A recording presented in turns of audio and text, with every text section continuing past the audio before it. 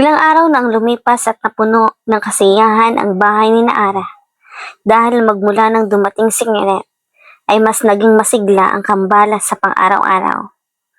Araw ng Biyernes nang pumunta si Kenneth sa office ni Ara upang sabay silang sumundo sa anak nila.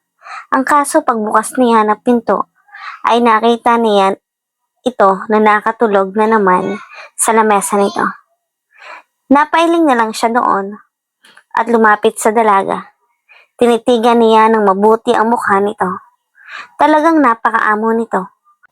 Mahahabang pilik mata, natural na mapupulang labi. Kamukhang kamukha niya si Addison. Hinawi niya ang buhok na tumatabing sa mukha nito. Bakit ba hindi ka makapagpahinga ng maayos, wife? Bulong na sabi niya. Pagkatapos niyang pagsawaang tingnan ang maamo nitong mukha, ay nagpasya na siyang buhatin ito at higa sa sopa ng office ni Ara. Magpahinga ka muna, wife. Babalikan kita mamaya. Susunduin ko lang ang kambal. Pagkasabi niya na yun, ay hinalikan ito sandali sa noo ng dalaga bago ito tuluyang lumabas ng office. Agad na siyang dumiretso sa eskwelahan ng kambal at masayang sinalubong ang dalawa. Daddy, where's mommy? Bungad na tanong ni Addison nang mapansin na wala ang ina. Habang si Ada naman ay naghihintay din ang sagot ng kanilang ama. Nakatulog ang maming nyo kaya hiniga ko muna sa sofa sa office niya, sabi ni Kenneth na ikinatango ng dalawa at naglakad na sila papunta sa kotse. Kuminsan din kasi ay kasama ni Ara sa pagsundo sa dalawa. Pero kuminsan din ay hindi kasi nga busy talaga sa trabaho. Ngunit ang alam kasi ng kambal ay magkasama si Ara sa pagsundo sa kanila ngayon.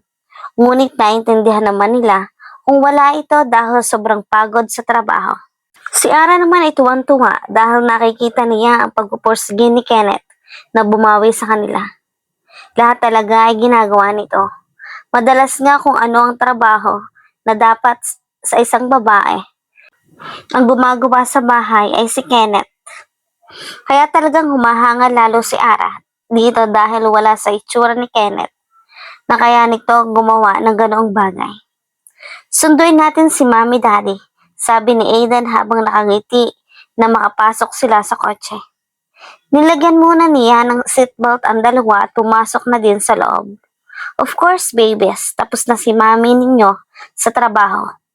Balak niya atang sunduin kayo, kaso napagod eh. Kaya pagdating natin doon, quiet lang tayo ha, sabi ni Kenneth na ikinatango naman ng mga ito. Sabi nga po niya sa amin kaninang umaga susunduin niya daw po kami. Napatingin si Kenneth sa rearview mirror dahil doon. Mga anak, pagpasensya nyo na, pagod si Mami eh. Ngumiti naman at umiling sa kanya ang kambal. Ano ka ba daddy? Ayos lang po yun. Ayaw din naman po namin na napapagod sobra si Mami. Napangiti si Kenneth dahil sinabi ni Addison dahil alam niya talaga na mahal ng kambal ang kanilang ina. Nagkukwento lamang ang kambal habang nasa biyahe sila papunta sa company ni Ara. Iyon ay unang beses na pupunta ang kambal doon kasama si Kenneth kasi usually sa bahay na ang diretsyo nila. Pero dahil nakita na din ni Kenneth na tapos na ang trabaho nito, ay sinama niya ang kambal. Palaging dinadaanan ni Kenneth ang office ni Ara araw-araw para i-check kung ayos lang ba ito at kumain na. Kapag nasigurado na niyang okay ito ay aalis na siya upang sunduin ang kambal. Kaya din ginagawa iyan ni Kenneth ay upang hindi na maulit ang hindi pagkain nito dahil palagi na siyang pinaalalahanan ni Kenneth. Bantay sarado na siya sa binata. Pagdating doon, ipinagtitingin na sila ng mga trabahador at binabati lalo ng kambal dahil talagang napaka-hyper ng mga ito at halos lahat ng makakakita nila ay binabati rin. Doon ay mas nasigurado nga nila na si Kenneth nga talaga ang ama ng kambal dahil kamukhang kamukha ni Kenneth si Aiden. Akala nila ay namamalikmata lang sila. Nakamukha ni Aiden si Kenneth noon pero ngayon ay sigurado na sila kasi nasa iisang lugar na ang dalawa. Ate Alicia, masayang sabi ng kambal dito at tumakbo para yumakap dito na siyang ikinatuwa naman ni Alicia dahil ngayon na lang ulit niya nakita ang kambal. Wow, twins! Nandito pala kayo. Ang lalaki niyo na. Tagal nating di nagkita. Sabi ni Alicia sa mga bata. Paano kasi madalas trabaho lang ang ginagawa nila ng mami nito, kaya hindi na sila nagkikita-kita. Namiss ka namin, Ate Alicia, sabi ni Addison na ikinangiti niya lalo. Namiss ko din po kayo, sa loob si mami niyo, sabi ni Alicia at tumayo na at bumati kay Kenneth. Hello, Sir Kenneth. Hello to Alicia, pasok na muna kami, pagod kasi si Ara. Iuuwi na namin. Tama yan, Sir Kenneth. Tulog pa po siya sa loob. Bumiti si Kenneth dito at hinarap na ang kambal. Let's go, babies, sabi ni Kenneth at hinawakan ang kambal sa magkabilang kamay. Pagpasok nila sa loob ay nakita ni Kenneth na tulog pa rin ang dalaga. Kaya napangiti na lang siya at sabay ang kambal. Sumanya siya sa mga ito na huwag maingay kaya tumangos naman sila. Dahan-dahan na niyang binuhat si Ara at naglakad na palabas. Let's go, babies, uuwi na tayo, sabi niya sa mga ito at nauna na siyang lumabas habang buhat si Ara. Naglakad na sila papunta sa elevator at tahimik lang ang kambal para di magising ang ina habang buhat-buhat ni Kenneth na parang bagong kasal. Kahit anong tahimik nila ay maya-maya pa ay napadilat si Ara nang makaramdam siya na parang may bumubuhat sa kanya. At doon ay nakita agad niya si Kenneth. Kenneth, teka, ba't buhat mo ako? Gulat na sabi ni Ara dito. Hi, Mami. Sabay na sabi ng dalawa kaya napatingin si Ara sa mga ito. Baby, sandito na pala kayo. Nakangiti niyang sabi sa mga ito at akmang bababa nang magsalita si Aiden. You should sleep more. Mami, buhat ka na naman ni Daddy. It's okay, nakangiting sabi nito na sinang-ayunan din ni Addison. They are right, don't worry. Di kita hayaang mahulog. Sa akin lang. Sabi ni Kenneth at kinindatan si Ara. Kahit na parang natural lang kay Kenneth, ang mga ganong bagay palaging kinikilig ito sa mga banat ni Kenneth. Kaya mas yumakap na lang siya sa leeg ng binata at sumiksik sa leeg nito upang itago ang kanyang pagkapula na siyang ikinangiti ni Kenneth at pinagpatuloy ang paglalakad papunta sa kotse. Araw ng linggo ngayon at family date nila. Ngayon ang kauna-unang pagkakataon na kumpleto silang lahat. Kasama din nila ang mama ni Ara. Masayang naglibot ang mga ito sa mall at syempre, nagkakasundo si Kenneth at Addison tungkol sa hilig ng mga ito at ganun din naman si Aiden dahil pareho silang mahilig ni Kenneth sa laruan. Habang si Ara ay nakasunod lang sa mga ito, hindi naman talaga niya hilig ang mga ito. Kaya pala, ang hilig mangolekta ng kambal, sa'yo pala nagmana eh. Sabi ni Ara nang tumabi sa kanya si Kenneth na nakaupo sa isang upuan upang doon sa loob ng bilihan ng mga laruan. Kasama ng kambal ang lola nila at pinapipili ito ng magaganda. Napangiti naman si Kenneth dahil doon at niyakap niya ito sa bewang at mas inilapit sa kanya. Ano ba kay Ron? Masyado kang PDA, sabi ni Ara. Ano naman ngayon, wala silang pake at isa pa naman, nasa tamang edad na tayo, wife. I'm 33 and you're 32, so. Sabi ni Kenneth na ikinailing na lang ng dalaga at hinayaan ito. Matapos nilang mag-shopping at mamasyal ay nagpunta sila sa Jollibee, kung saan favorite ng tatlo ang burger doon at french fries. Masaya silang kumakain habang nagkukwentuhan. Hanggang maya-maya pa ay tumayo na si Kenneth para magpaalam papunta ng banyo. Hindi ganoong maraming tao ngayon doon kaya ayos na ayos sa kanila. Why?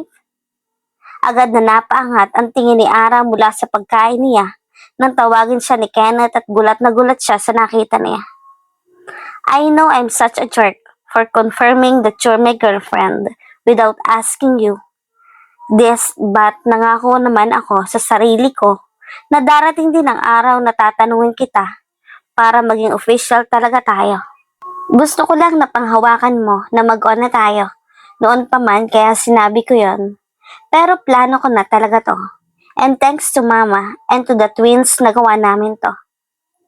Hindi makapaniwalang napatingin si Ara sa mga kasama niya sa table at nakangiti lang sa kanya at nakita rin niya na nakangiti ang mga ito sa kanila.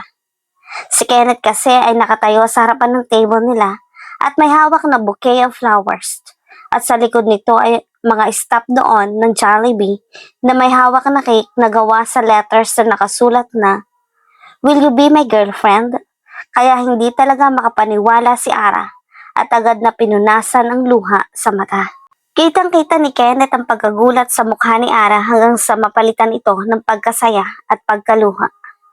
Totoo na nagtampo siya nung maging sila noon, pero tanggap na lang niya yon kahit pa gusto niya na sumagot man lang siya ng oo dito dahil mahal naman niya ang lalaki.